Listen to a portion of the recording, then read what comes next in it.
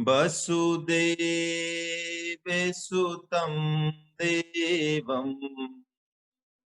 कंसचाणूरमर्दनम् देवकी परमानन्दम् कृष्णं वन्दे जगद्गुरु। आप सभी वैष्णव जनों के चरणों में मेरा दंडवत प्रणाम। हरे कृष्ण हरे कृष्ण। श्रीमद् भगवद गीता का 18वां अध्याय मोक्ष संन्यास योग के माध्यम से भगवत चर्चा हम लोग कर रहे हैं। कल भगवद गीता का 18वें अध्याय का 73वां श्लोक, जो कि जीव की सर्वोच्च स्थिति है, भगवद गीता का जो सर्वोच्च फल है, जो सिद्धि है, वो यही है कि जीव भगवान को आनंद देने के दृष्टिकोण से उसके अंदर ये भाव हो जाए कि करिष्ये वचनम तवा, प्रभु अब मैं वही करूंगा जो आप चाहते हैं, जो आपका आदेश है, अब मैं वही करूंगा।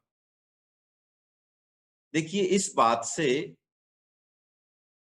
एक और बात हम समझें कि भगवान के जो भक्त होते हैं, हजारों लाखों भक्त हैं, और हर भक्त को हम देखें, उनकी रहनी करनी देखें तो वो अलग अलग दिखती है, और उसके आधार पे हम भक्तों में ऊंच नीच का भेद कर लेते हैं।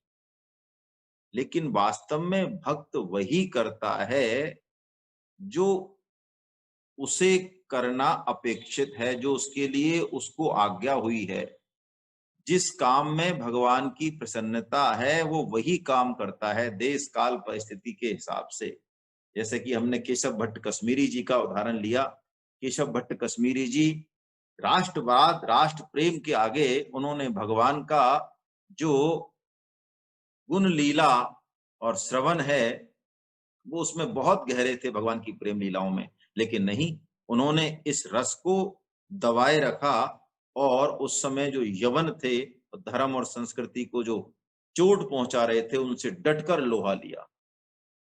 ऐसे ही हित हरिवंश जी प्रभु, श्री हित हरिवंश जी प्रभु के शिष्य हैं हरिराम व्यास जी महाराज।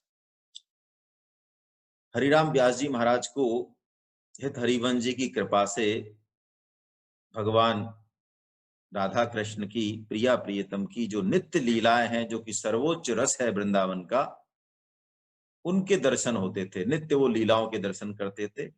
हम चर्चा कर चुके हैं, हरिराम व्यास जी बहुत वृंदावन के बहुत प्रमुख संत हैं।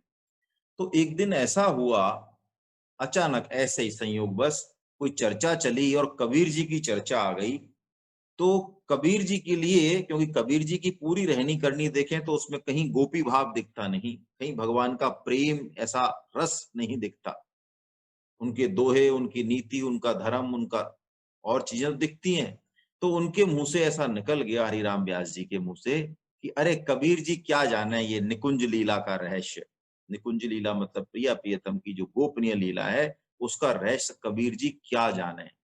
निकल गया, उनको पता भी नहीं है, उनको कोई ऐसी दोष दृष्टि भी नहीं थी कबीर जी में, लेकिन निकल गया। उस शाम को प्रिया प्रियतम हरिराम व्यास जी के ध्यान में नहीं आए। बड़ी तड़प हुई उनको। रात को फिर प्रयत्न किया, फिर ध्यान में बैठे।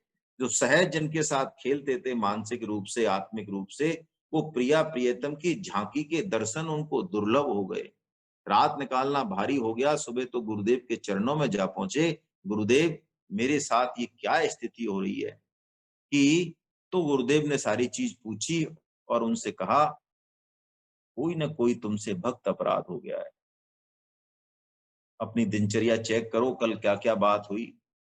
तो फिर बात निकल के आई कि ओहो, तुमसे तो कबीर जी का अपराध हो गया है। अब इस अपराध को तो खुद ठाकुर जी भी माफ नहीं कर सकते, तुम्हें कबीर जी से ही माफी मांगनी पड़ी। तो हरिराम व्यास जी गए, उन्होंने कहा जाइए कबीर जी से माफी मांगी। कहाँ मांगू महाराज, जी कबीर जी तो नित्य हैं, वो आज भी यमुना पुलिन पे प्रकट हैं, वृंदावन में प्रकट हैं, आप जाइए। तो कहते हैं हरिराम व्यास जी महाराज ने बिल्कुल हृदय से कबीर जी से क्षमा मांगी और हृदय से पुकार किया और उन्होंने भजन गाया, कली में साचो भक्त कबीर, कली में साचो भक्त कबीर, जब ते हरि चरणन रति उपजी, तब ते पुण्यो न चीर, पांच तत्व ते जन्म न पायो, काल न गशो ग्रशो शरीर, कली में साचो भक्त कबीर, व्यास भक्त को खेत जुला हो, हरि करुणा में नीर। ऐसे रोने लग गए व्यास जी महाराज, क्यों कबीर जी की जो लीला थी वो उनके हृदय में स्फुरित होने लग गई कि कबीर जी के पीछे पीछे भगवान जो है, कि कबीर जी का नाम, कबीर जी तो भगवान का नाम ले रहे थे एक बार यमुना पुलिन पे, और भगवान जो है कबीर कबीर कर रहे थे। कबीर जी ने देखा ये मेरा नाम कहां से आ रहा है, तो मन ऐसा निर्मल भया जैसे गंगा नीर, और पाछे पाछे हरि फिरे, कहत कबीर कबीर। ऐसा जब उन्होंने बोला, भजन गाया, हृदय से रोए, तो कबीर जी प्रकट हो गए। और कबीर जी ने यही बात कही जो हम चर्चा कर रहे हैं, करिष्ये वचनम तवा। उन्होंने कहा व्यास जी महाराज, जैसी भगवान की इच्छा होगी, जैसा भगवान का आदेश होगा वही ना हम करेंगे। उस समय जो भगवान का आदेश हुआ वैसा हमने किया, उसमें भगवान राजी थे। अब निकुंज लीला का रहस्य हम नहीं गा पाए, तो इसमें ये भगवान जाने, ठाकुर जी जाने, हमारा कोई इसमें वो नहीं है। कहने का मतलब ये भक्त की सर्वोच्च मनोदशा है, करिष्ये वचनम तवा, है ना। भगवान जो काम दें, जैसी परिस्थिति में रखना चाहें, बस भक्त उसी में मस्त रहता है। आइए अब हम अंतिम 5 श्लोक, जो संजय, जो कि बहुत विशेष भक्त हैं, उनके हृदय के कैसे उद्गार हैं, बड़ा आनंद आएगा इन 5 श्लोकों में। आइए, संजय उवाच, 74वां श्लोक। इत्यहं वासुदेवस्य पार्थस्य च महात्मना संवादमिमं मश्रोमद्भुतम् रोमहर्षणं संवादमिमश्रमद्भुतं रोमहर्षणं संवादम इमं ऐश्रोषम अद्भुतम रोमहर्षणम। वो कहते हैं संजय जी कि मैंने श्री वासुदेव की और महात्मा अर्जुन के इस अद्भुत रहस्य युक्त रोमांचकारक संवाद को सुना। संवादम इमम ऐश्रोषम, सुना मैंने।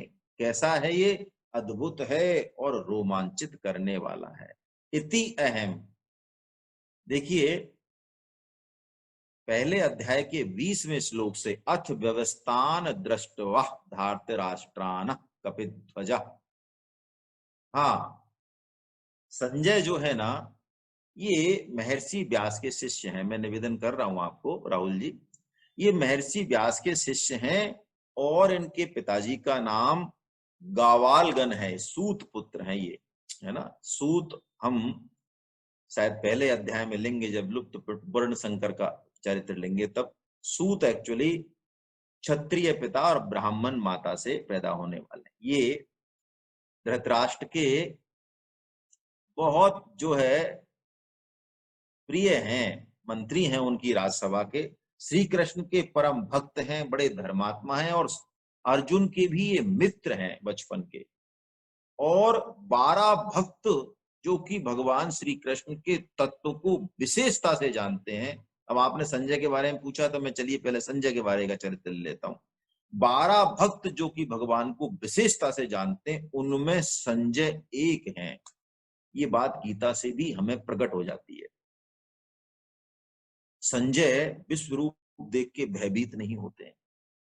अर्जुन थर थर थर थर कांपने लग जाते हैं। अर्जुन भगवान को योगेश्वर बोलते हैं और रूपम बोलते हैं, मेरे को विश्व रूप दिखाइए, रूपम बोलते हैं। लेकिन संजय देखिए, शायद 11.9 होना चाहिए, मैं देखता हूं 11.9 ही होना चाहिए शायद। हाँ 11.9। संजय क्या बोलते हैं, जो रूप बोल रहे हैं, योगेश्वर बोल रहे हैं, संजय क्या बोल रहे हैं भगवान श्री कृष्ण को, राजन महायोगेश्वरो हरि और परम रूपम ऐश्वरम। यानी संजय विशेष रूप से भगवान के तत्व को जानने वाले हैं। देखिए, एक बार संजय धृतराष्ट्र का प्रस्ताव लेके और अर्जुन के यहाँ जाते हैं, पांडवों के यहाँ जाते हैं, तो अर्जुन के अंतःपुर में पहुंच जाते हैं वो सीधे, क्योंकि मित्र है ना, उनका कुछ इस तरह का संबंध है। तो अर्जुन के अंतःपुर में भगवान श्री कृष्ण और सत्यभामा जी भी आए हुए थे, और बिल्कुल जैसे कि एक बहुत टॉप सीक्रेट, जहां बिल्कुल अपने निजी आदमी जहां रहते हैं नजदीकी, ऐसा होता है हमारे घरों में भी, उस अवस्था में वो बैठे हुए थे। उस अवस्था का वर्णन महाभारत में संजय जी करते हैं। वो कहते हैं, राजन मैं जब अंदर गया तो भगवान श्री कृष्ण ने अपने दोनों पैर अर्जुन की गोदी में रखे हुए थे, और अर्जुन के पैर जो है द्रौपदी जी और सत्यभामा की गोदी में रखे हुए थे, और वो सभी बिल्कुल एक जैसे चार प्राण और एक आत्मा हो, चार देह और एक प्राण हो, इस तरह से वो परम प्रेम में जो है बात कर रहे थे। जब मैं पहुंचा तो संकुचित हुआ, तो अर्जुन ने सोने का जो उस पर हाथ लगा दिया कि बैठो आप, कोई दिक्कत नहीं, आप परम मित्र हो मेरे, बैठ जाओ। लेकिन संजय जी अपना पद और गरिमा देख के वो जमीन पर ही बैठे, उसको हाथ लगा दिया, जमीन पर बैठे। और आकर वो इस बात को धृतराष्ट्र जी को कहते हैं, तब युद्ध का प्लान बन रहा था, वो कहते हैं कि भगवान श्री कृष्ण अर्जुन से कितना प्रेम करते हैं और उनकी कितनी महिमा है, ये राजन आप नहीं जानते हो। और वो एक श्लोक बोलते हैं, यतै सत्यम यतो धर्मो यतो हि आर्जवम यता ततो भवति गोविंदो यत कृष्णस्ततो जया। जो गीता में अब लास्ट में बोलेंगे 78वें श्लोक में, वो बात संजय ने धृतराष्ट्र जी को बहुत पहले जब वो मिल के आए अर्जुन से, तो वो कह दी। और भगवान के कई सारे नामों के बारे में श्री कृष्ण महिमा भी सुनाई। उन्होंने कहा, राजन भगवान श्री कृष्ण कौन है, इनको आप सामान्य पुरुष मत समझ लेना। उन्होंने बहुत सारे नाम बताए कि ये वासुदेव हैं, सारा जगत इनमें निवास कर रहा है, ये स्वयं प्रकाशमान है, लेकिन माया के आवरण से ढके हुए हमें दिखते नहीं है। ये विष्णु हैं, यही विष्णु तत्व है। सर्वव्यापक हैं, कन कन में हैं, यही माधव हैं। माया के पति हैं, लक्ष्मी के पति हैं, यही मधुआ हैं। मधु नाम के दैत्य का इन्होंने, है ना, मधुसूदन इसलिए पढ़ा, और मधुआ का मतलब है पृथ्वी में जितने भी तत्व हैं उन सबको ये पोषण करते हैं और खुद ही काट लेते हैं। जैसे किसान फसल उगाता है और खुद काट लेता है, ये कृष्ण है, सबके चित्त को आकर्षित करने वाले हैं, सब चित्त आनंद हैं। ये पुंडरीक हैं, इनका हृदय कमल ऐसा है कि जिसमें सिवाय आनंद की और कुछ नहीं। पुंडरीकाक्ष हैं, इनका हृदय कमल, इनकी आंख जो है कमल के जैसी हैं। ये सात्व हैं, ये दामोदर हैं, बहुत सारे नाम बताते हैं। दामोदर मतलब उखल बंधन वाले हैं, इंद्रियों को नियंत्रण करने वाले, कई मतलब हैं। ऋषिकेश हैं, इंद्रियों के स्वामी हैं। अधोक्षज हैं, संसार में कभी लिप्त नहीं होते, सब कुछ करते हुए। अप्रमेय हैं, नारायण हैं, समस्त प्राणियों की उत्पत्ति स्वरूप जो विराट पुरुष जिसका वर्णन शास्त्रों में आया, वो साक्षात नारायण यही है। अरे ये परम पुरुषोत्तम पूर्ण ब्रह्म यही है, गोविंद सब कुछ यही है। तो धृतराष्ट्र पूछते हैं कि तुम कैसे जानते हो श्री कृष्ण को इतना तत्व से, और मैं क्यों नहीं जानता। ये महाभारत में आया ये प्रसंग। तो वो कहते हैं संजय कि मायाम न सेवे भद्रम ते न वृथा धर्मम आचरे शुद्ध भावम गतो भक्त्या शास्त्राद वेत्ति जनार्दनम। हे भद्रम, हे राजन, आपका कल्याण हो। मैं कभी भी छल कपट का सेवन नहीं करता, मैं अधर्म का आचरण नहीं करता। इसीलिए भगवान की कृपा से, वही श्री कृष्ण के चरण कमलों की कृपा से मैं उनके तत्व को जानता हूं। तो संजय बहुत विलक्षण भक्त हैं, व्यास जी के शिष्य भी हैं, है ना। तो वो कह रहे हैं इति, संजय के लिए अब गीता का उपदेश अब पूर्ण हुआ है।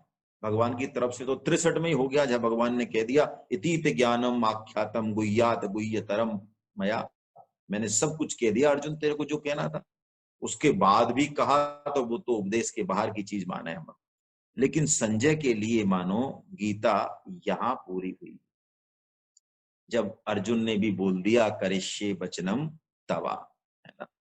तो अर्जुन कह रहे हैं, संजय कह रहे हैं कि अर्जुन के लिए एक तो वो महात्मा शब्द का प्रयोग कर रहे हैं, पार्थस्य महात्मना, वो वासुदेव और वो महात्मा अर्जुन का जो ये संवाद है।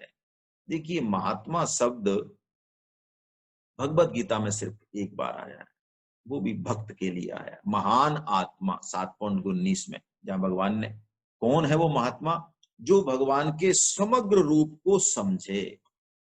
अर्जुन के लिए कैसे कहा, देखिए थोड़ा हम हृदय में विचार करें इस चीज का कि अर्जुन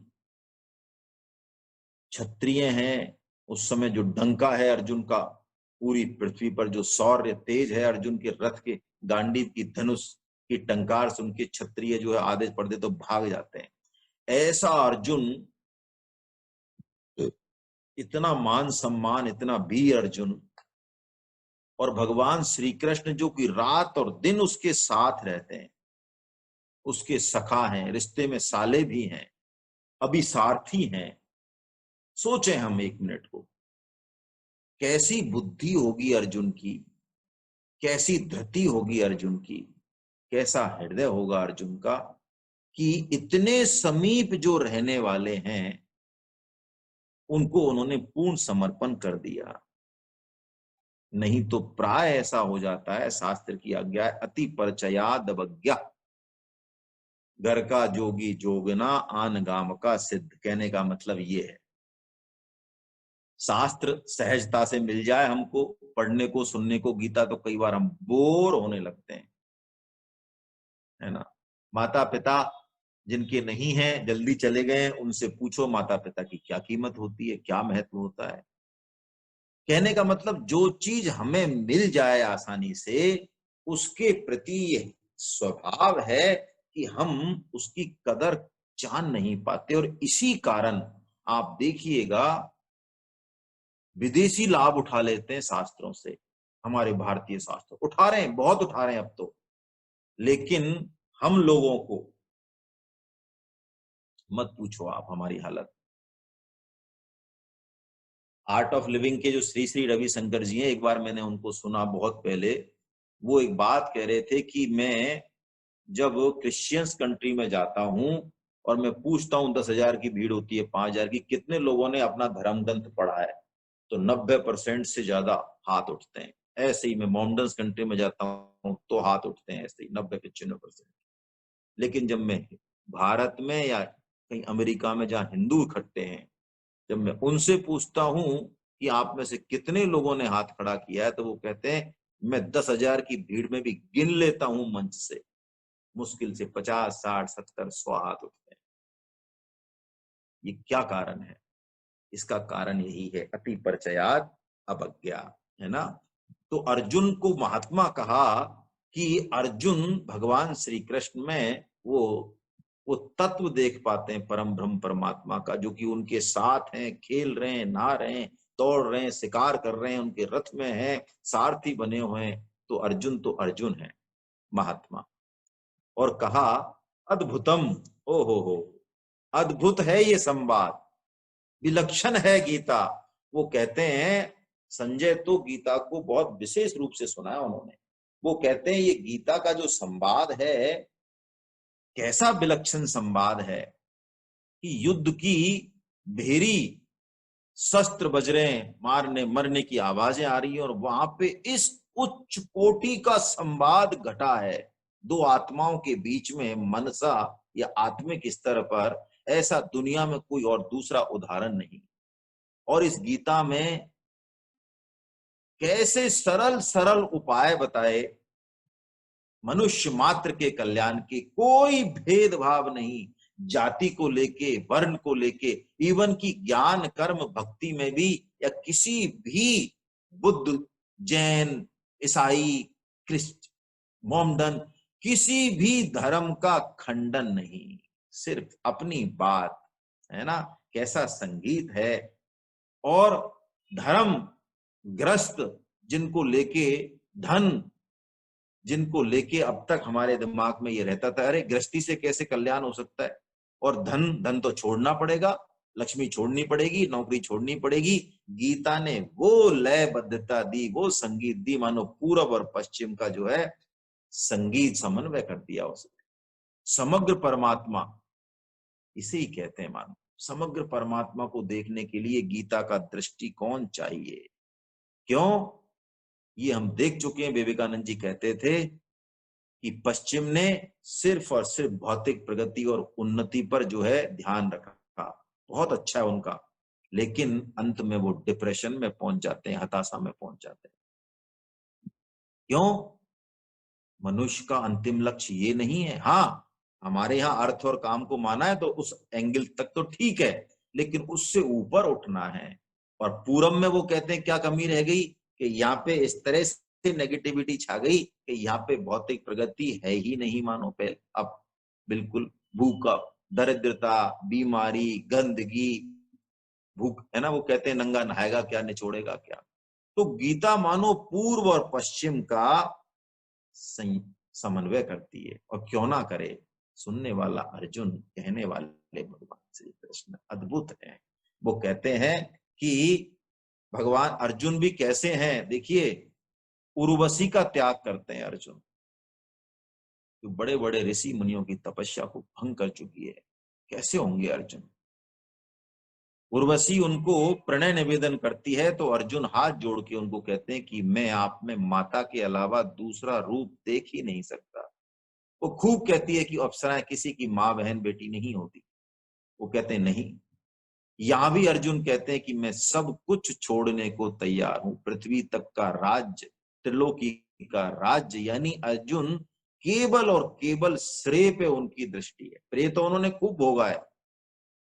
तो इस स्तर पर गीता घटती है। यदि हम जिंदगी में 2 रुपए तो कमा नहीं पाए, नपुंसक रहे बिल्कुल, और उसके बाद हम बात करें त्याग की, तो कहीं भी थोड़ा सा भी ऐश्वर्य और वैभव देखेंगे, लार टपकने लग जाएगी। ये प्राय हमारे साथ घट सकता है। तो कहने का मतलब, अर्जुन को संजय कह रहे हैं अद्भुतम, ये बहुत ही अद्भुत संवाद है। क्यों? गीता में संजय को जो मिला, वो कहते हैं कि अर्जुन कैसी दशा में थे, सीवियर डिप्रेशन, बहुत गहरा अवसाद। वहां से अर्जुन को अपने कर्तव्य कर्म में रत कर दिया गीता ने सिर्फ श्रवण से। भगवान श्री कृष्ण कैसे जो है, कैसी उनकी गीता है। धर्म अर्थ काम मोक्ष सबका सुंदर समन्वय, जीव मात्र को मानो उसके अंदर जो ईश्वरत्व प्रकट है, हर जीव मात्र के अंदर जो है ही, उसको प्रकट करना मानो गीता का उद्देश्य है। ऐसी है गीता। और ये प्रकट करने के लिए भी उसको जंगल में ले जाने की या कहीं और जाने की जरूरत नहीं है। उसको जो है व्यवहार में परमार्थ की कला, यानी जीवन जीते हुए, संसार का काम करते हुए, जो भी वर्ण आश्रम धर्म से हमें मिला, उसी से ही भगवान कहते हैं, संजय कहते हैं, ऐसी अद्भुत ये गीता है। और बहुत गुप्त से गुप्त रहस्य अध्यात्म, गुप्त से गुप्त, जो कि बहुत भारी वजन होता है जिनमें, और किसी शास्त्र से पढ़ें, आप पढ़ के देखें, उपनिषद को बिना गीता पढ़े देखें, समझ ज्यादा नहीं आएगा। वेद मंत्र भी इतने गहरे हैं, उनमें इतना गहरा भाव छुपा है कि हम आसानी से उनको समझ लें, ये आसान काम नहीं है। तो अर्जुन संजय कहते हैं अद्भुतम। अब देखिए, और अगला जो वाक्य बोलते हैं, रोमहर्षणम। यहां पता चलता है कि संजय वास्तव में कितने बड़े भक्त हैं। भगवान श्री कृष्ण की गीता को सुनकर उनके रोम रोम हर्षित हो रहे हैं। क्यों हर्षित हो रहे हैं? वो कह रहे हैं कि भगवान श्री कृष्ण को तत्व से वो पहले भी जानते हैं कि ये तीनों लोकों के मालिक हैं, समस्त ऐश्वर्यों के मालिक हैं, फिर भी जीव मात्र के प्रति कैसी इनकी करुणा है, ये कितना प्रेम करने वाले हैं कि इन्होंने अपने अवतार का रहस्य बताया अर्जुन को, विश्व रूप प्रकट किया, दिव्य दृष्टि दी। उनकी करुणा, भगवान का जो प्रेम है ना, वो संजय को समझ में आता है जीव मात्र के प्रति। तो वो कहते हैं कि मेरे रोंगटे खड़े हो रहे हैं। क्यों? कन कन में वही तो हैं, लेकिन उन्होंने इस बात को अर्जुन को समझा दिया, बहुत अच्छे से अनुभव करा दिया। इस शरीर की विचित्रता देखें, विलक्षणता देखें, पिंडेसो ब्रह्मांडे, उसमें ही इतनी एक एक अंग में, एक एक कोशिका में इतनी विलक्षणता है। संजय कहते हैं फिर उससे परे जो प्रकृति के मालिक हैं भगवान हैं, उनमें कैसा सौंदर्य होगा, कैसी विलक्षणता होगी, कैसा आनंद होगा। मानो इस प्रकृति में सब कुछ वही गूंज रहा है, वही भगवान का। बस चाहिए दृष्टि, चाहिए गीता, चाहिए अर्जुन, तो वो दिव्य नाद हमें, जो कि कन कन में गूंज ही रहा है, वो हमें सुनाई देने लगे, है ना। एक बार दो मित्र केदारनाथ जी की यात्रा पे जा रहे थे। तो केदारनाथ जी जब पहुंच गए, पहुंचने वाले ही थे, पहाड़ी से मंदिर दिख रहा था, तो वहां आरती हो रही थी। तो उसमें से एक मित्र बोला, अरे ध्वजा के दर्शन हो गए, मंदिर के दर्शन हो गए, और बहुत मधुर आरती, घंटा घड़ियाल की वहां से आवाज सुनाई दे रही थी। तो वो बोला, ओ हो, देखो तो सही, भगवान शंकर मानो स्वयं विराजमान है, और ये पहाड़ियों से टकराकर उनके आरती की जो ये मधुर संगीत है, ये तो मुझे बहुत मदहोश कर रहा है, और ऐसा लग रहा है कि बस मैं किसी और ही लोक में पहुंच गया हूं। तो दूसरा जो थोड़ा पीछे चल रहा था दोस्त, तो वो कह रहा, अरे यार ये शोर बंद हो कुछ, है ना, तो मैं तेरी बात सुनूं, तू क्या कह रहा है। तो मानो ऐसी हमारी बुद्धि है कि भगवान श्री कृष्ण की गीता को सुन के संजय के तो रोंगटे खड़े हो जाते हैं, लेकिन हमें उस तरह की प्यास शायद नहीं है, उस तरह की जिज्ञासा, उस तरह का भाव हमारा नहीं है, श्रद्धा नहीं है। इसलिए हमें उसी गीता में वो उतना भाव जो है नजर नहीं आता, है ना। देखिए, याज्ञवल्क्य जी और भरद्वाज जी का संवाद है मानस में। भरद्वाज जी के मुनि पर सभी ऋषि इकट्ठे होते हैं चतुर्मास में, फिर वो चले जाते हैं, लेकिन वो याज्ञवल्क्य जी को रोक लेते हैं, उनके पैरों पे अपना पैर पकड़ के कि महाराज रुको आप, और मुझे रामचरित सुनाओ। तो याज्ञवल्क्य जी समझ जाते हैं कि तुम्हें सब कुछ पता है, लेकिन तुम जो है पूछना चाह रहे हो, क्योंकि तुम्हें भगवान श्री राम का चरित्र सुनना है। तो वो पूरी कथा का जब सुनाते हैं याज्ञवल्क्य जी, तो भरद्वाज जी की क्या स्थिति होती है, ये रोमहर्षणम स्थिति है संजय की। देखिए आप, तुलसीदास जी कैसा बढ़िया वर्णन कर रहे हैं। शंभु चरित सुनी सरस सुहावा, भरद्वाज मुनि अति सुख पावा, बहुलाल सा कथा पर बाढ़ी, नयनन नीर रोमावली ठाड़ी। यानी कथा सुन के और सुनने की इच्छा हो रही है, और आंखों से उनके आंसू गिर रहे हैं और रोंगटे रोमावली ठाड़ी, भरद्वाज जी महाराज की उनकी रोमावली ठाड़ी हो गई। अहो धन्य तब जन्म मुनीसा, तुम ही प्राण सम प्रिय गौरी सा। याज्ञवल्क्य जी कहते हैं कि मैं आप जैसा श्रोता पाके धन्य हो गया मुनिवर, आपका जन्म धन्य है। क्यों? भगवान का कथा सुन के, भगवान का गुण लीला सुन के आपकी ये हालत हो रही है। सुन मुनि आज समागम तोरे, कहीं न जाय जस सुख मन मोरे। तो ऐसा सुख संजय जी को हो रहा है, इसलिए वो कह रहे हैं अर्जुन राजन, ये बहुत अद्भुत और रोम को हर्षित करने वाला, रोम रोम को खड़ा करने वाला ये भगवान श्री कृष्ण और महात्मा अर्जुन का संवाद मैंने सुना। और कैसे सुना? देखिए, ये बात संजय को ये दिव्य दृष्टि क्यों मिली, कैसा भाव है उनका। वो कहते हैं किसकी कृपा से सुना मैंने, अगले श्लोक में कहते हैं, व्यास प्रसादाच्युत भाने तद्दुय्यमहं परम, योगम योगेश्वरात् कृष्णा साक्षात कथयत स्वयं।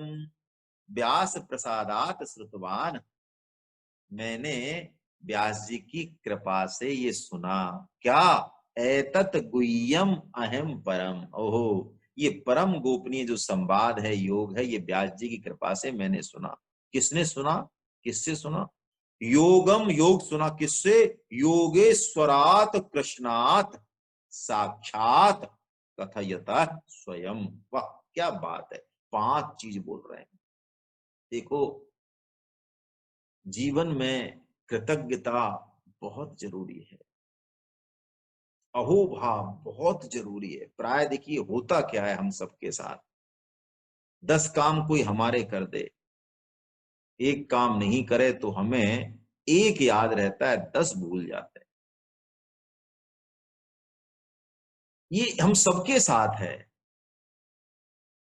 लेकिन संजय जी वो कह रहे हैं कि कृपा से मेरा जीवन रूपांतरित हो गया। वो कहते हैं जन्म से लेके आज तक बताइए, पग पग पर हमने किसकी सहायता नहीं ली।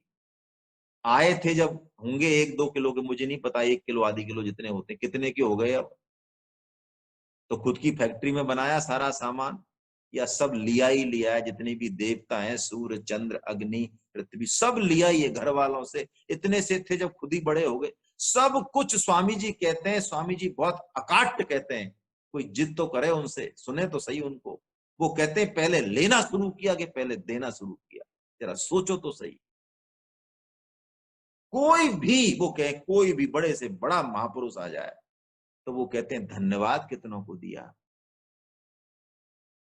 अरे यही तो है धार्मिकता, असली आध्यात्मिकता यही है। और है क्या? पूजा भगवान की, भगवान की पूजा। ये योग वोग तो नाम दे दिए सब, असली मूल में यही है। हे नाथ, हे नाथ, मैं आपको भूलू नहीं, केवल आपकी कृपा। जिस दिन ये हृदय से घट गया ना, इसके अलावा और योग बचा कौन सा, बताइए। अरे गुरु से मिला, माता पिता से मिला, राष्ट्र से मिला, समाज से मिला, प्रकृति से मिला, सबसे मिला मिला मिला। और सबसे ज्यादा किससे मिला? हमसे ऋषिकेश गए हम आज से 8 साल पहले, 250 लोग थे। ऐसी बुद्धि है, देखो हम सबकी बुद्धि कैसी है, मैं तो अपनी बता रहा हूं। वहां पे रामकिशन भैया ने पूछा, अच्छा सब थे, 250 लोग थे, जीवन में सबसे ज्यादा जरूरी क्या है?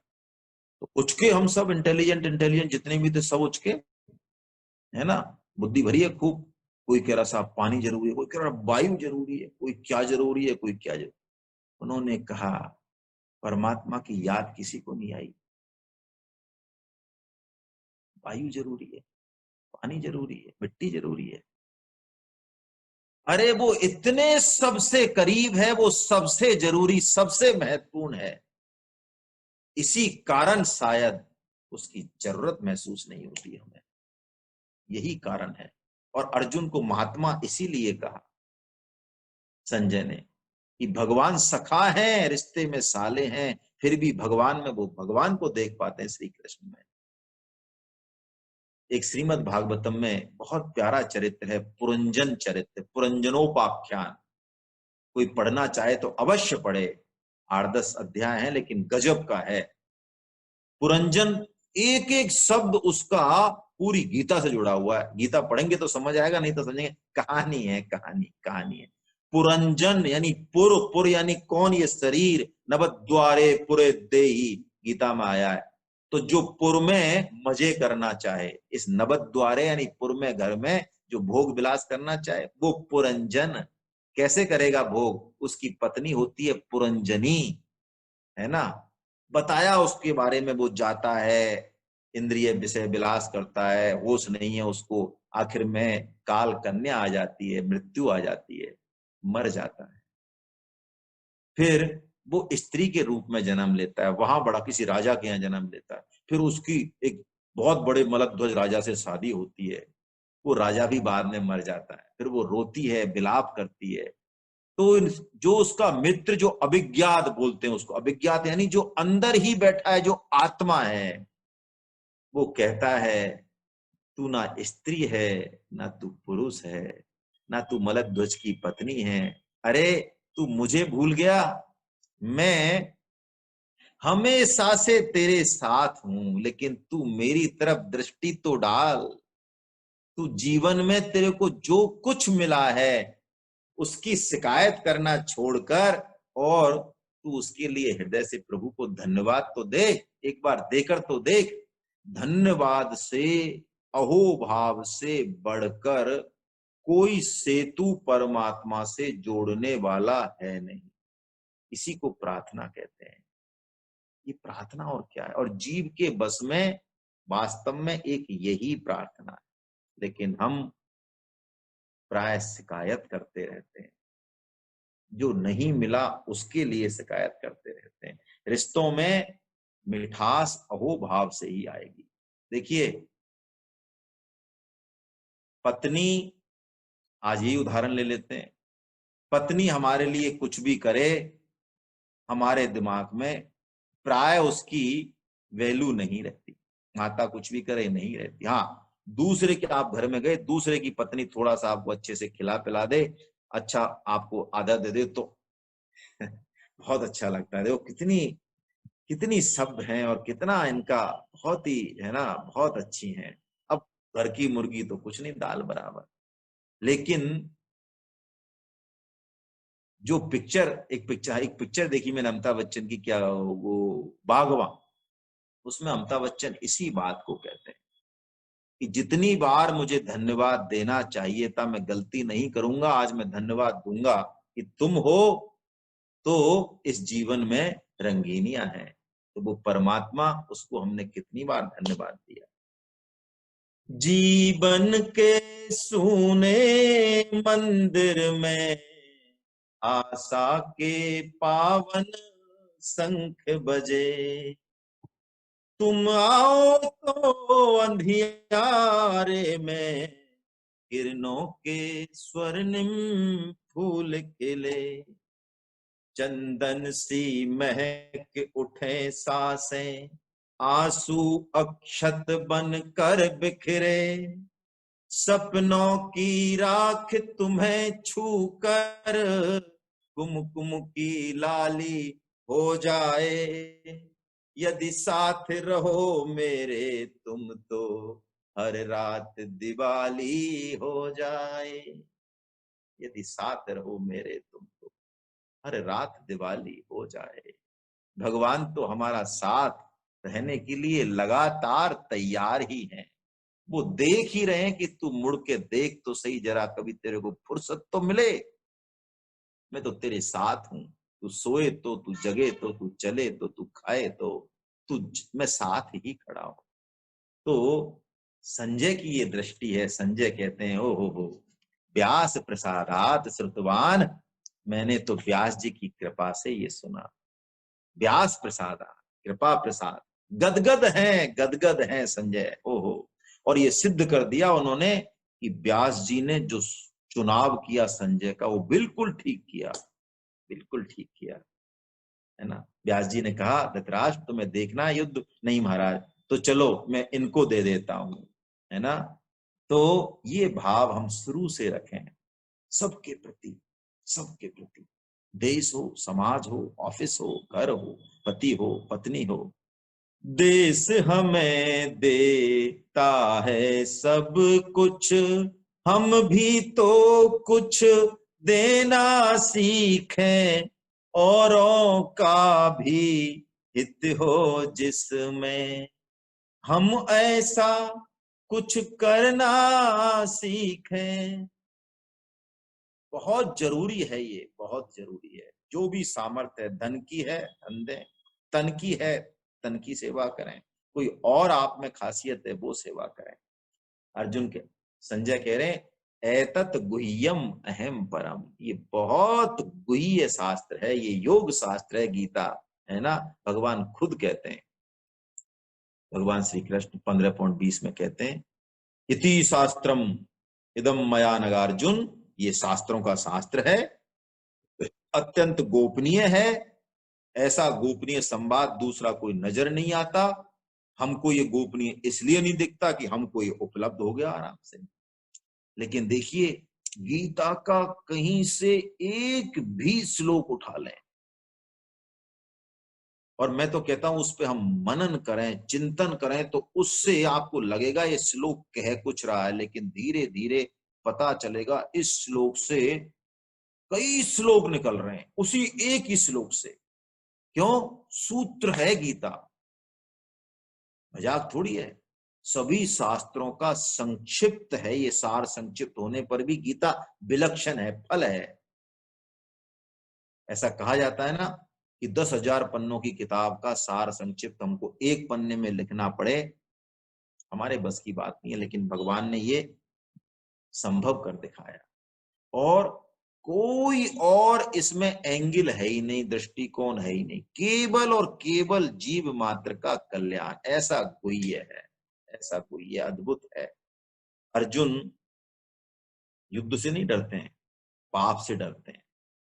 और आप देखिए युद्ध के मैदान पे सोचें हम एक मिनट को, युद्ध से डरते एक भी प्रश्न अर्जुन का या युद्ध कला से या युद्ध को लेकर है, कैसे युद्ध करना चाहिए, सारे प्रश्न जीवन से जुड़े हैं, धर्म मोक्ष से जुड़े हैं। पूरे विश्व में ऐसा विलक्षण संवाद कोई है नहीं। ये इस बात से भी प्रमाणित होता है, गीता से ज्यादा टीका 3500 टीका गीता पर स्वतंत्र रूप से हो चुकी हैं, हो चुकी है, अभी भी हो रही हैं। कोई दूसरी किताब कहीं अड़ती नहीं है, कोई भी, चाहे किसी भी धर्म की हो, और सब धर्मों में इसका समान रूप से जो है खूब सम्मान है। ऐसा नहीं है कि हम नहीं पढ़ेंगे ना, ठीक है, किसी धर्म में बहुत सांप्रदायिकता हो सकती है, लेकिन उसमें भी जो उदार दिल हैं, जो अच्छे वैसे लोग हैं, समझते हैं, वो गीता का सहारा लेते हैं। और इसमें जो गुह्य बात संजय देख रहे हैं वो बड़ी विलक्षण है। देखिए उस पर हम थोड़ी चर्चा करें, क्या गुह्य बात देख रहे हैं जो संजय के रोंगटे खड़े हो रहे हैं। संजय कह रहे हैं एक बहुत अच्छी बात कह रहे हैं, वो कह रहे हैं कि अर्जुन भगवत कृपा की छाया में है, जैसा कि जीव मात्र है, लेकिन उन्होंने अनुभव कर लिया इस चीज का। तो वो कह रहे हैं मानो श्री कृष्ण का संकल्प ही अर्जुन के हृदय में प्रस्फुटित हो रहा है। क्या संकल्प? वो जीव मात्र का कल्याण चाहते हैं। कौन? भगवान श्री कृष्ण। तो अर्जुन जो पूछ रहे हैं ना, संजय का कहना है, ये मानना है संजय, अर्जुन भगवान के यंत्र हैं, हृदय में भगवान की कृपा का आश्रय है। तो अर्जुन जो पूछ रहे हैं वस्तुतः भगवान ही उनको प्रेरणा दे रहे हैं। कैसे पता? देखो अर्जुन युद्ध के लिए उतावले हैं, युत्सुमानान अन्वेक्ष्य हम यते यत्र समागता धातराष्ट्राय दुर्बुद्धे युद्धे प्रिय चिकीर्षा। ले चलो मेरे युद्ध को, मैं देखूं तो सही कौन कौन लड़ने आया है मेरे से। गीता सुनने के लिए उन्मुख नहीं, फिर लड़ने के लिए भी उन्मुख नहीं है। तो संजय का ये कहना है कि गीता प्राकट्य भी भगवत कृपा से है। अर्जुन के समस्त प्रश्न वस्तुतः अर्जुन के प्रश्न है ही नहीं, वो भी भगवान की प्रेरणा से, वो भी भगवान उवाच ही हैं। इसीलिए देखिए एक बहुत विलक्षण बात, भगवत गीता कहा इसको, अर्जुन गीता नहीं कहा, कृष्ण गीता नहीं कहा, श्री कृष्ण अर्जुन गीता भी नहीं कहा। व्यास जी कहते हैं भगवत गीता। आहा, वो कहते हैं अर्जुन कुछ नहीं है, अर्जुन तो एक रोल कर रहे हैं जीव का। अर्जुन ने तो जिस दिन अक्षौनी सेना छोड़ के भगवान श्री कृष्ण का चुनाव कर लिया, वो कह रहे हैं बस गीता प्राकट्य तो भगवान ने जीव के कल्याण का तो मानो निश्चय उसी दिन हो गया। तो वो कहते हैं मैं तो अर्जुन उवाच भी नहीं मानता हूं, ये संपूर्ण ही भगवत गीता है। और वो कह रहे हैं आगे, योगम योगेश्वरात् कृष्णात् साक्षात कथयतम स्वयं। 5 संबोधन दे रहे हैं। ओहो, योगेश्वरात् कृष्णात् साक्षात कथयत स्वयं। वो कहते हैं देखिए 5 संबोधन भगवान को देने कि खुद मैंने उनसे सुना है, भगवान श्री कृष्ण से साक्षात, यानी किसी गुरु परंपरा से, संप्रदाय परंपरा से नहीं सुना है। देखो इसमें एक बड़ी रहस्य की बात छुपी हुई है। भगवत गीता में 4थे अध्याय में ये आया है कि 4 संप्रदाय हैं और वो सब मेरे से ही निकले, और वो संप्रदाय हैं भी और उन्हीं से अब तक ज्ञान आया है। एवं परंपरा प्राप्तम मिमम राजऋषियों भी, तो भगवान खुद ही कहते हैं। लेकिन और वो उस पर चलना ही चाहिए, संप्रदाय का यहाँ विरोध नहीं हो रहा है। 4 संप्रदाय हैं हमारे सनातन धर्म में, चारों संप्रदायों में एक से एक बढ़कर भक्त हैं। लेकिन यहां जो बात घट रही है वो बहुत विलक्षण घट रही है। संजय कह रहे हैं कि मैंने तो वो जो परम ज्ञान है वो किसी लीक से नहीं, किसी परंपरा से नहीं, मेरे को तो साक्षात भगवान श्री कृष्ण ने उनके मुख से स्वयं से मैंने वो सुना है, जो कि ईश्वरों के ईश्वर और योगेश्वर हैं। इसका मतलब भगवत कृपा किसी संप्रदाय की भी आकांक्षी नहीं है। मैं ये बात इसलिए निवेदन कर रहा हूं कि परम श्रद्धेय स्वामी जी के लिए, मैं नाम तो नहीं लूंगा, लेकिन बात होती है कई, हम पहले जयपुर में गीता प्रचार के लिए स्टॉल लगाते थे, तो और भी कई उनकी लगती थी गीता प्रचार करने वालों की क्लास। तो वो कहते हैं आपके स्वामी जी का संप्रदाय कौन सा है, गुरु कौन से हैं? तो स्वामी जी के गुरु भी हैं और संप्रदाय भी हैं, लेकिन उनका भाव यही है कि वो इस बारे में चुप हैं। तो भगवान की कृपा, भगवान का ज्ञान किसी उसका आकांक्षी नहीं है। परम श्रद्धेय स्वामी जी महाराज की जो बातें हैं उनको पढ़ें तो लगता है कि उनको एक बार नहीं हजारों बार, मैं तो कहूं वो भगवत स्वरूप में ही स्थित रहते थे। इतना, जिस तरह की व्याख्या उन्होंने गीता की लिखी है, आप कोई भी व्याख्या पढ़ लें जितनी भी अवेलेबल हैं, आपको उन सबसे विलक्षण ये साधक संजीवनी लगेगी। और ये मैं नहीं कह रहा हूं, आप खुद देखें, हजारों लाखों लोग कह रहे हैं। इवन की कहना नहीं चाहिए, लेकिन जो संप्रदाय इनकी व्याख्या को नहीं मानते, मेरी सोच है, मुझे क्षमा कर देना, कई बार उनके भक्तों के जब मैं सुनता हूं मुख से गीता चर्चा, तो मुझे लगता है स्वामी जी की गीता को इन्होंने पढ़ा अवश्य है, क्योंकि जो चीज आप पढ़ोगे वो आपके पुट में आ जाएगी। और स्वामी जी का तो ये मानना था कि गुरु तत्व कन कन में है। अरे माता हमारी प्रथम गुरु, हम प्रकृति के कन कन से सीखते हैं, हर समय हर परिस्थिति हमें कुछ न कुछ सिखाती ही है। तो वो कहते हैं मैंने तो भगवान श्री कृष्ण से ये सीखा है। वो ईश्वरों के ईश्वर हैं, साक्षात पूर्ण पुरुषोत्तम है ना। योगेश्वरात कहने का मतलब बहुत विशेष है। जितने भी योग हैं, देखिए भगवान श्री कृष्ण 16 कला के अवतार माने जाते हैं। इसके क्या मायने हैं? इसके मायने ये हैं कि हर रंग भगवान के अवतार में मिलेगा। इसका मतलब और अवतार अपूर्ण है, ये बात बिल्कुल नहीं है, लेकिन हम समझें इस चीज को। प्राय धर्म या संप्रदाय या अवतार किसी एक चीज को लेके ही चलते हैं, है ना। जैसे कोई नियम मानने वाला है, कोई वैराग्य मानने वाला है, कोई ज्ञान को मानने वाला है। जैसे कहा गया है कि काहू के वैराग्य रुचि और काहू के रुचि नीत। कोई नीति नियम को बहुत अच्छे से मानता, भैया इससे बाहर नहीं जाएंगे हम। काहू के श्रृंगार रुचि जुदी जुदी प्रतीत। लेकिन भगवान श्री कृष्ण में हर रंग घटता है, और उनको समझना, योग को समझना आसान है, लेकिन योगों के जो ईश्वर हैं भगवान, वो उनकी कृपा से ही समझ में आ सकता है। नियम को समझना आसान है, लेकिन भगवान श्री कृष्ण नियमों से परे जाते हैं।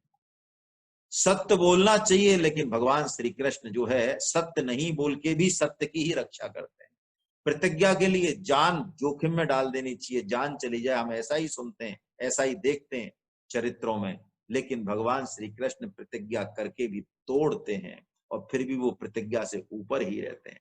युद्ध में सूरवीरता होनी चाहिए, चाहे प्राण चले जाए, लेकिन हम पीठ नहीं दिखाएंगे, ऐसा ही होता है। लेकिन भगवान श्री कृष्ण रणछोड़ दास कहला के भी पता नहीं उस तत्व को जो है वो तत्व उनमें समाता है। ऐसे समग्र 16 कला भगवान श्री कृष्ण के चरित्र को, लीलाओं को, पश्चिम के नवयुवक जिनका अध्यात्म से कोई लेना देना नहीं है, वो भी जब सुनते हैं तो ठगे से रह जाते हैं। और आप देखिए आज जितना आनंद भगवत गीता का और भगवान श्री कृष्ण का पश्चिम के भक्त लोग ले रहे हैं, हम नहीं ले पा रहे हैं। वो जितने वृंदावन में आप देखेंगे जितने आनंद से वो लोग भगवान श्री कृष्ण के प्रति समर्पित हैं, जितना उमंग उत्साह, हम उनके सामने मरे मरे से लगते हैं, जैसे कोई भजन डाल दिया हो। हमारे हृदय से संगीत नहीं है हमारे गीता का। भगवान श्री कृष्ण में वो सारे रंग हैं। इसीलिए आप बुरा मत मानना, मैं किसी संप्रदाय को लेके नहीं कह रहा हूं, लेकिन आप पढ़ लें, कोई भी संप्रदाय भगवान श्री कृष्ण को पूरी तरह पचा नहीं पाता। चाहे जैन धर्म ले लें, चाहे बौद्ध धर्म ले लें, चाहे ईसाई धर्म ले लें, चाहे मोहम्मदन धर्म ले लें, कोई भी ले लें, बात उससे नहीं है। क्यों नहीं है? क्योंकि भगवान श्री कृष्ण किसी खांचे में बैठते नहीं है, किसी भी खांचे में नहीं बैठते। तो वो कहते हैं योगेश्वरा, ये योगों के ईश्वर हैं, योगों के भी ईश्वर हैं भगवान श्री कृष्ण। आइए अब अगला श्लोक ले लें थोड़ा जल्दी से, इसमें भी थोड़ा समय लगेगा।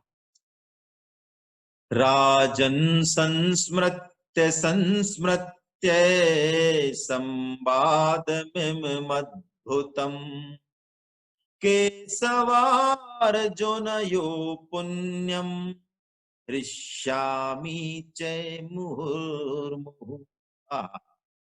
देखिए संजय की हालत, देखिए कैसी हालत है। एक एक श्लोक बड़ा विलक्षण है। संजय का भाव देखिए, वो कह रहे राजन संस्मृत्य संस्मृत्य में तो याद कर कर के जो ये संवाद है, कौन का? केशवया अर्जुन यो संवाद, ये जो पवित्र संवाद है, हृष्यामि चे मुहुर्मुहु, ओहो मैं तो बार बार हर्षित हो रहा हूं, अतिरेक हो रहा है। देखो जिस तरह से संजय भगवान में और भगवान की वाणी में कोई फर्क नहीं समझते, कैसा महत्व है। कई लोग गीता को मानते हैं लेकिन श्री कृष्ण को नहीं मानते। मत मानो, कोई दिक्कत नहीं, भगवान ने तो कहा है मुक्ति हो जाएगी, लेकिन प्रेम नहीं मिलेगा, दुलार नहीं मिलेगा। लेकिन संजय जैसा हृदय हो, रोम रोम खिल रहा है, पानी कप रही है कृपा की अनुभूति से, भगवान श्री कृष्ण की दिव्यता से हर्षित हो रहे हैं, हर्षित हो रहे हैं। क्यों? देखो हमें नहीं समझ में आएगी बात, आप बुरा मत मानना, नहीं आएगी। समझना हो तो मैं एक उपाय बताऊं आपको, आपको बुरा लगे तो लगे, चाहे पानी में क्या स्वाद है बताओ? पानी का स्वाद जानना हो तो आप में से वही भक्त जानेंगे। ऐसे बहुत से भक्त हैं, मैं उनको प्रणाम करता हूं, जो निर्जला एकादशी करते हैं। उनको पता चलेगा कि 24 घंटे बाद जब पानी की एक बूंद मुंह में जाती है तो पानी का स्वाद क्या है। हमारे जैसे मूठों से कहे कि पानी में ऐसा स्वाद है, हम क्या जानेंगे पानी का स्वाद, क्या जानेंगे हम। कर लो बात, कितनी कर लो, कैसे ही फार्मूले बता दो, कितने दुआ पढ़ लो। रोटी का स्वाद रंती देव जाने, जो 48 दिन भूखे रहे, वो जाने रोटी की सुगंध क्या होती है? और हमें हमें कोई कहे रोटी की सुगंध है। तो अब संजय के भावों को हो सकता है हमारी दोष दृष्टि हो जाए कि हैं ये क्या कर रहे हैं संजय, कैसे बार बार हर्षित हो रहे हैं। अरे भगवान श्री कृष्ण के दर्शन किसने नहीं किए? दुर्योधन ने नहीं किए, दुशासन ने नहीं किए, शकुनी ने नहीं किए, और उनकी छोड़ो हमने नहीं किए। अरे हम भी तो कहीं होंगे कोने कुचारे में महाभारत में, कहीं तो होंगे भाई। नहीं थे क्या? ऐसा तो था नहीं वहां नहीं होंगे, कुछ भी तो होंगे, मनुष्य नहीं होंगे, कुछ होंगे, मनुष्य भी होंगे तो कहीं लड़ रहे, कहीं तो होंगे हम। तो अब दोबारा यहाँ क्यों आए? इसीलिए आए कि दर्शन करके, हाँ, जैसे दुर्योधन ने समझा होगा ऐसे ही कुछ समझा होगा हमने भी। तो दर्शन से कल्याण नहीं होता है, चर्म चक्षुओं के दर्शन से कल्याण नहीं होता। अरे हृदय के चक्षु चाहिए, प्रेम चक्षु चाहिए, ज्ञान चक्षु चाहिए। भगवान अभी दर्शन दे भी देना हमें, फैक्ट है ये, दे भी दे, हमें कोई आनंद नहीं आएगा। आपको बुरी लगेगी बात, फैक्ट है, और इसीलिए वो दर्शन नहीं देते, दे नहीं रहे। क्यों? बड़े बड़े करुणा में देना चाहते हैं, लेकिन नहीं दे रहे। क्यों नहीं दे रहे? कि हमें पता ही नहीं है। अरे रामकृष्ण परमहंस जी जो बात कहते हैं, कठोर बात कहते हैं एकदम से। वो कहते हैं हम कितना ही बात बना लें, भगवान श्री कृष्ण को, उस तत्व को पाने की इतनी भी इच्छा हमारी नहीं है जितनी पत्नी से मिलने की इच्छा हो जाती है 2 महीने यदि दूर रहे तो।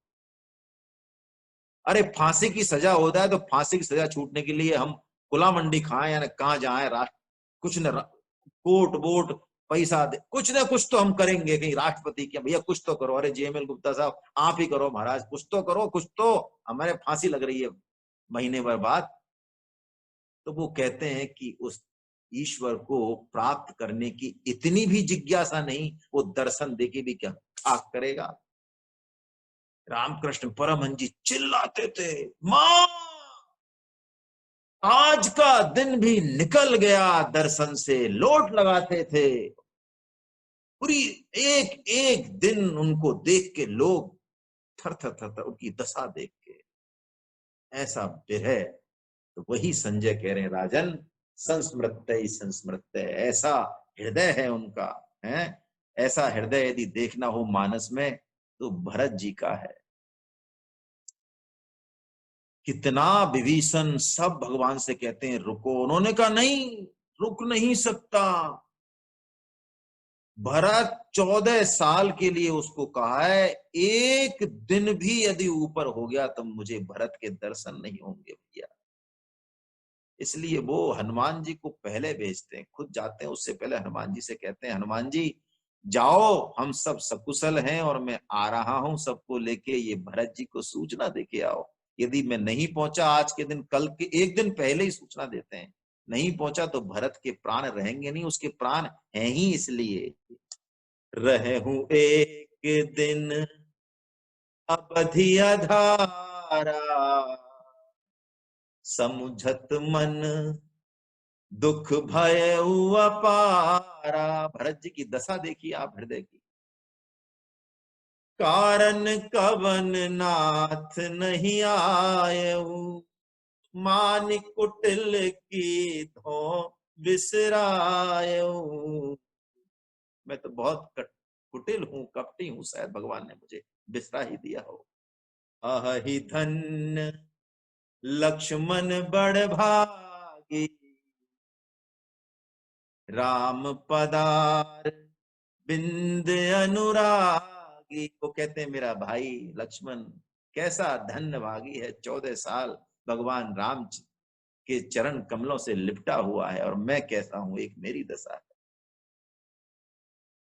और जब हनुमान जी पहुंचे हैं तो भरत कैसे मिलते हैं उनसे, अश्रु रुकते नहीं हैं। और तुलसीदास जी लिखते हैं हृदय से लगा लेते हैं। और देखिए ये होता है भाव, हनुमान जी से मिल रहे हैं लेकिन हनुमान जी भगवान राम का सूचना लेके आए, उनका समाचार लेके आए, तो मानो वो ऐसा महसूस कर रहे हैं कि मुझे भगवान राम ही मिल गए हैं।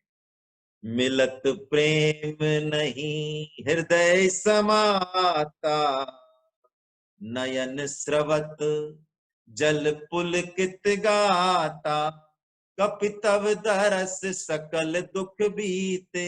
अब सब दुख बीत गए महाराज, और मिले आज मोहे राम प्रीते। वही मेरे प्रिय राम मुझे आज मिल गए। ऐसा भाव हनुमान जी में, श्री राम के दर्शन हो रहे हैं उन्हें। और हमें शायद भगवान श्री राम आ जाए तो भी हम ठोक बजा के देखें। तो ये संजय का जो हृदय है ये बहुत अद्भुत है।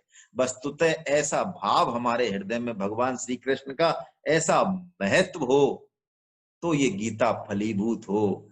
और संत तो कहते हैं, बहुत ऊंची बात कहते हैं, ठीक है 65-66 होगा ऊंचा श्लोक, वो कहते हैं भगवत गीता और भगवान श्री कृष्ण के प्रेम का फल यही है, इससे ऊपर कुछ, यही है फल। ऐसा रोमांच हमें भगवान का स्मरण करके, उनकी कथा सुन के ऐसा रोमांच, ऐसा हृदय में भाव जगे जैसा संजय के जग रहा है। तुलसीदास जी कहते हैं, सिया राम स्वरूप अगाध अनूप, बिलोचन मीनन को जल है, श्रुति राम कथा मुख राम को नाम, ये पुनि राम ही को थलु है। यही बैठे हैं श्री राम मेरे हृदय में। मति राम ही सो, गति राम ही सो, रति राम ही सो, राम ही को बल है। क्या बात है तुलसीदास जी महाराज की। गति भी वही, मेरी मति भी वही, अरे मेरा प्रेम रति भी वही। सबकी न कहे तुलसी के मते, इतनो जग जीवन को फल है। ये संजय के साथ जो घट रहा है, तुलसीदास जी कहते हैं ये सर्वोच्च है, इसके लिए तो भगवान भी तरसते हैं। राजन संस्मृत्य संस्मृत्य संवादम इमम अद्भुतम। ओहो, केशवयार जनयो पुण्यम, ये पवित्र संवाद है। संजय कहते हैं गीता बहुत विलक्षण है, पढ़ने मात्र से, श्रवण मात्र से सबसे हमारे हृदय के पापों का, पाप वृत्ति का नाश करती है, बड़ी अनुपम है। हर समस्या का, व्यवहारिक समस्या का भी समाधान है, और ऐसा सुंदर समाधान, ऐसी कला कला करती है पवित्र। जीवन की इतनी समस्या जो हमने कभी देखी नहीं, गूढ़ रहस्यों का सबका समाधान यहाँ है। दर्शन के बड़े से बड़े प्रश्न जो हमें लगता है कहीं जवाब नहीं है, गीता में छुपा हुआ है। इसीलिए बड़े से बड़े दार्शनिक, वैज्ञानिक, चिंतक, समाज शास्त्री सब गीता तत्व का चिंतन और मनन करते हैं और दंग रह जाते हैं। ओहो, वैज्ञानिक सोचता है क्यों, गीता की शैली, बात तो है दर्शन की, अध्यात्म की, लेकिन शैली वैज्ञानिक है। और इतने गूढ़ रहस्यों को सुलझाते हुए भी गीता में कहीं भी भारी शब्द नहीं है। देखो कैसी मजे की, आप उपनिषद और शास्त्र पढ़ेंगे तो आपको समझ में आएगा, नहीं तो नहीं आएगा। इतनी सरल है। संस्कृत भी इतनी सरल है जैसे कि मानो हिंदी, हिंदी जितनी सरल है संस्कृत, है ना। और सब भगवान कृष्ण ही मानो प्रश्न कर रहे हैं, वो ही उत्तर दे रहे हैं। इतना सहज प्रवाह है, ऐसा कहानी सी बना दी है, सहज और सरल, कि हम जैसे बहते चले जाए, मानो गुरु शिष्य सब कुछ वही है। जैसे वो गोवत्स लीला हुई ना भगवान की, ब्रह्मा जी जब चोरी करके ले गए बछड़ों को, तो भगवान ही बछड़े बन गए, भगवान ही वो बन गए, वो बन गए, सब भगवान ही बन गए। तो मानो श्री कृष्ण भगवान ही गीता में चारों तरफ प्रकट हैं, चारों तरफ वही प्रकट है। शंकराचार्य जी भगवान ने एक ग्रंथ लिखा है बड़ा अद्भुत, प्रश्नोत्तरी। मैं इसलिए इसको याद कर रहा हूं कि ये भाव है यहाँ। उसमें, उस ग्रंथ में वो करते क्या है, प्रश्न भी खुद पूछते। क्यों, देखो हम प्रश्न भी नहीं पूछ सकते, सही पूछा जाए तो। हमें प्रश्न पूछना नहीं आता, क्योंकि प्रश्न भी अपने स्तर से ही पूछा जाता है। अर्जुन के जो प्रश्न है ना वो विलक्षण है, हमारे प्रश्न यानी कहां जाते हैं। तो शंकराचार्य जी भगवान ही प्रश्न करते हैं और वही उत्तर देते हैं। एक श्लोक का आप आनंद लीजिए, कैसा बढ़िया जो है प्रश्नोत्तरी जीवों के लिए। अपार संसार समुद्र मध्य समज्जतो में शरणम किमस्ति। हे गुरुदेव, ये भव सागर, ये संसार में मैं डूबा जा रहा हूं, बताओ मैं किसका सहारा लूं, मैं किसका आश्रय लूं। गुरु कृपालो कृपया वदेतत् विश्वेश पादा भुज दीर्घ नौका। वो कहते हैं उस परम गुरु की, उस सदगुरु की, उस भगवत तत्व की कृपा का ही आश्रय ले। अरे उसी तत्व के जो चरण कमल हैं, भगवान श्री कृष्ण के जो चरण कमल हैं, वही जहाज हैं इस भवसागर से पार जाने का, कोई और उपाय नहीं है, नहीं है। कैसी बढ़िया बात। तो वो कहते हैं ये पुण्यो के सवया अर्जुनियो संवाद है। ओहो, ये बड़ा पवित्र करने वाला संवाद है, हृदय के कलमश को दूर करने वाला संवाद है। क्यों? भगवान और भक्त में ही वो ताकत है, वही कृपा कर सकते हैं, कोई और नहीं कर सकता। देखो, शंकराचार्य जी भगवान के जीवन की एक बहुत प्यारी घटना है। भक्त की दृष्टि पड़ जाए ना, दृष्टि, शास्त्र की भी दृष्टि पड़ चुकी है अब हमारे, इसलिए चिंता ना करना है। अब हम भगवत गीता को सुन रहे हैं तो चिंता तो करे ही नहीं। बिल्कुल, सेठ जी कहते हैं अगले जन्म का निमंत्रण मत दो, है ना, कोशिश पूरी करें, भक्त की दृष्टि पड़े तो कल्याण हो जाए। शंकराचार्य जी महाराज एक बार कहीं जा रहे थे तो 60 साल का बूढ़ा ब्राह्मण एक गीत रट रहा, व्याकरण रट रहा है, एक व्याकरण की अभ्यास कर रहा। क्यों? सुनो, उसके मन में शादी की जग गई 60 साल के लिए। तो अब शादी के लिए कौन कन्या दे, पैसा होने चाहिए। तो पैसा कैसे आए? तो उसने कहा भैया व्याकरण सीखो, कथा कीर्तन करो तो पैसा आएगा।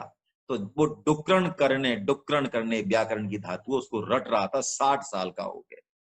तो शंकराचार्य जी की कृपा पड़ी तो उन्होंने वहीं की वहीं एक श्लोक की रचना कर दी। अद्भुत श्लोक है, आप सबने सुना हुआ है, मैं इसको बोल रहा हूं लेकिन आपके सामने। भज गोविंदम, भज गोविंदम, गोविंदम भज मूढ़ मते, संप्राप्ते सन्निहिते मरने, नहीं नहीं रक्षति डुक्रन करने। अब तेरे को, तू मरने के करीब आ गया है, तेरे ये डुक्रन धातु तेरी रक्षा नहीं करेगी, तो क्या रक्षा करेगी? भज गोविंदम, भज गोविंदम, गोविंदम भज मूढ़ मते। जिसको याद है वो गाय, है ना, क्यों गीता की इसमें बड़ी बड़ाई है। वो कह रहे हैं तेरी हालत क्या है, बताता हूं। अंग गलितम पलितम मुंडम, दसन विहीनम जातम तुंडम। दांत है नहीं। अरे वृद्धो याति गृहीत्वा दंडम, लकड़िया हो रहा है बिल्कुल। तदपि न मुंचति आशा पिंडम, फिर भी जो है तूने आशा नहीं छोड़ी। अरे नारी स्तन भर नाभिनिवेशम, मिथ्या माया मोहावेशम, ऐतन मास बसादि विकारम, मनसी विचारय बारंबारम। वो कहते हैं इस स्त्री को तू देख तो सही, जिसको चाहता है, वो मांस का लोथड़ाई तो है जैसे तू है, इसको देख तो सही, खाल उतार के देख अंदर कैसी दिखती है। गेयम गीता नाम सहस्त्रम, ध्येयम श्रीपति रूपम जस्त्रम। क्या कर तू? अरे तू भगवान का नाम ले, उस श्रीपति, उस विष्णुपति, लक्ष्मीपति को भज। नेयम सज्जन संगे चित्तम, और वैष्णवों का तू संग कर।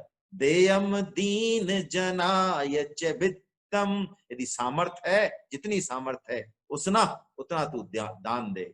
भज गोविंदम, भज गोविंदम, गोविंदम भज मूढ़ मते। और अंतिम बात वो क्या बोलते हैं, भगवत गीता के लिए विलक्षण बात है। भगवत गीता किंचित धीता, गंगा जल लव कणिका पीता। देखिए क्या बात बोली शंकराचार्य जी भगवान ने। भगवत गीता किंचित धीता, भगवत गीता का थोड़ा सा भी आश्रय लिया। अरे गंगा जल में, क्योंकि वो ब्रह्म ब्रह्म रूपी तो है, नीरा है ना, ब्रह्म का द्रव रूपी तो है। भगवत गीता किंचित धीता, गंगा जल लव कण का पीता, सकृत यश्य मुरारी समर्चा, तस्य यम किम कुरेत चर्चाम, भज गोविंदम भज गोविंदम, गोविंदम भज मूढ़ मते। क्या बढ़िया बात हमारे जैसों के लिए कही है। अरे तू भगवत गीता का थोड़ा सा सहारा ले लेगा तो यमराज के यहाँ से तेरा खाता ही खत्म, वो बही खाता ही खत्म, जिसमें हमारे लिखे हुए हैं ना उल्टे सीधे, वो पन्ना ही फट जाएगा। ये परम श्रद्धेय स्वामी जी महाराज भी कहते थे। अरे भगवत गीता तुम्हें मिल गई, अब तो बीमा करा लो भैया। कैसी बढ़िया बात। वो कहते हैं हृष्यामी चे मुहु मुहु, हृष्यामी चे मुहु, मुझे बार बार याद आती है। क्यों? भगवान की दया है, भगवान के स्मरण को भूलते नहीं है। हरि स्मृति सर्व विपद विमोचनात्। ये भक्ति ऐसी ही सरल है, ये श्रवण जो गीता में उपाय बताएंगे ऐसे ही सरल है। तुलसीदास जी कहते हैं भगति करन बिनु जतन प्रयासा, बिना प्रयास के बस सुनते रहें, चित्त लग जाएगा, हट जाएंगे सब पाप वासना। संसृति मूल अविद्या नासा, उदाहरण से समझाते हैं। भोजन करिए तृप्ति हित लागी, जिम सो असन पचवई जठरागी। भाई हम खाना कैसे खाते हैं? भूख लगती है तभी खाते हैं। अच्छा, और पचाने के लिए कुलामंडी खाते हैं? पचता तो अपने आप ही है। तो वो कहते हैं बस तो कथा श्रवण करो, भगवत गीता का आश्रय लो, बाकी चिंता छोड़ो, वो अपने आप पचाएंगे भगवान जठराग्नि। सुन शुभ कथा उमा हरसानी। 3-4 संवाद चल रहे हैं मानस में, हैं? काकभूषण जी गरुड़ जी को कह रहे हैं, और शंकर भगवान गिरिजा जी को कह रहे हैं, माता उमा को कह रहे हैं। उनका भी हृदय संजय जैसा ही है। वो कहते हैं सुन शुभ कथा उमा हरसानी, बोली अति विनीत मृदुबानी, धन्य धन्य मैं धन्य पुरारी, सुनऊ राम गुण भव भयहारी। देखिए मुझे तो ये संजय जी के जो 5 श्लोक है ना, ये सबसे विलक्षण लगते हैं मेरी पूछा जब। तो शुरू में ऐसे लगते थे कि इनको तो छोड़ दिया जाए तो ही अच्छा है, शुरू में। लेकिन मुझे ऐसा लगता है शायद संजय जी ने पूरी गीता का जो निचोड़ है, जो हमारे जीवों के लिए जो करना चाहिए, शायद वो कह दिया। कोई योग नहीं बताया, लेकिन योगों का योग बता दिया। लेकिन थोड़ा सा हृदय वैसा रखें, है ना, थोड़ा सा हृदय रखें बस। बहुत विलक्षण श्लोक हैं। कल के दोनों श्लोक और अंतिम श्लोक तो जो गीता का है, भगवान कृपा करें कि कुछ चर्चा हम कर पाए उस पर, क्योंकि वो श्लोक अंतिम है तो बस अंतिम ही है वो, है ना। क्या नहीं है उसमें, क्या नहीं है उसमें। हरे कृष्णा हरे कृष्णा हरे कृष्णा हरे कृष्णा। गोविंद जय जय गोपाल जय जय, गोविंद जय जय गोपाल जय, राधा रमन हरि गोविंद जय जय, राधा रमन हरि गोविंद जय जय, गोविंद जय जय गोपाल जय जय, गोविंद जय जय गोपाल जय जय, राधा रमन हरि गोविंद जय जय, राधा रमन हरि गोविंद जय जय, राधा रमन हरि गोविंद जय जय। राधा रमण हरि गोविंद जय जय। नाम संकीर्तनम यस्य नाम संकीर्तनं यस्य सर्व पाप प्रणाशनम सर्वपापप्रणाशिनं प्रणामो दुःख समनस्तं नमामि हरिं परम। प्रणामो दुःखसंनस्तं नमामि हरिं बोलो परम। वृंदावन बिहारी लाल की लाल की जय। बोलो जय। बांके बोलो बिहारी बिहारी लाल की लाल जय। की बोलो राधा जय। गोविंदे की बोले सरकार की राधा जय। की बोलो आज के आनंद की जय। आप सभी वैष्णव जनों को मेरा बारंबार वंदन। कल हम फिर मिलते हैं। हरे कृष्ण हरे कृष्ण हरे कृष्ण।